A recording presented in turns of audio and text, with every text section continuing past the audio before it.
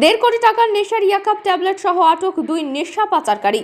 ত্রিপুরায় আসার পথে অসমের করিমগঞ্জ জেলায় 1.5 কোটি টাকার নিষিদ্ধ নেশার ইয়াকাপ ট্যাবলেট সহ দুই নেশা পাচারকারীকে আটক করেছে অসমের করিমগঞ্জ থানার পুলিশ। গোপন খবরের ভিত্তিতে পুলিশ অভিযান চালিয়ে AS11 D8655 নম্বরের একটি মারুতি ওয়াগনার গাড়িতে তল্লাশি করে 9,000-এরও অধিক পরিমাণে নিষিদ্ধ নেশার ইয়াকাপ ট্যাবলেট বাজেয়াপ্ত করে পুলিশ। গ্রেপ্তার করা হয় দুই নেশা পাচারকারীকে। ধৃত নেশা পাচারকারীদের নাম কুমারজিৎ দেব ও বিমান ভট্টাচার্য। উভয়ের বাড়ি অসমের কাছাড় জেলায়। করিমগঞ্জ থানার অতিরিক্ত পুলিশ সুপার প্রতাপ দাস জানান, জব্দকৃত নেশা জাতীয় ট্যাবলেটগুলোর কালোবাজারি মূল্য প্রায় 1.5 কোটি টাকা হবে।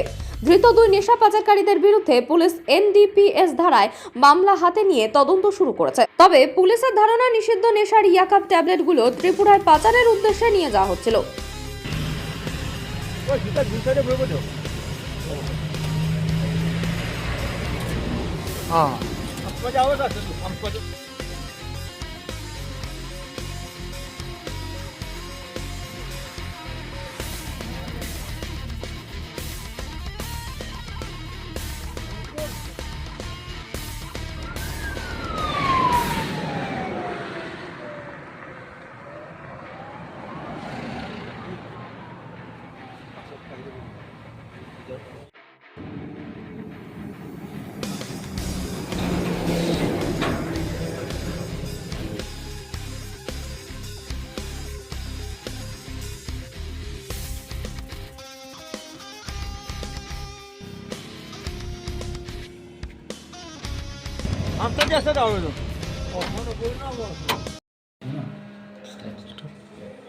আজি আমার এটা এন্টি নার্কোটিক্স ড্রাইভত আমার একটা special narcotics team Karimganj bypass road এরিয়াত আমি around 9,000 no suspected to be আবাস ট্যাবলেট আমি সিজ কৰিছোঁ।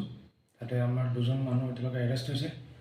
তেওঁলোকৰ নাম হ'ল আপোনাৰ ধীমান ভট্টাচাৰ্যী আৰু কুমাৰজিৎ দেৱ। তেওঁলোক দুজনে শিলচৰ নিবাসী। তেওঁলোকে এটা ৱেগনাৰ গাড়ী চলাই আহি আছে, ৰেড কালাৰ ৱেগনাৰ গাড়ী। আমি তেওঁলোকক তাতে বাইপাছ এৰিয়াত এপ্ৰিহেণ্ড কৰোঁ।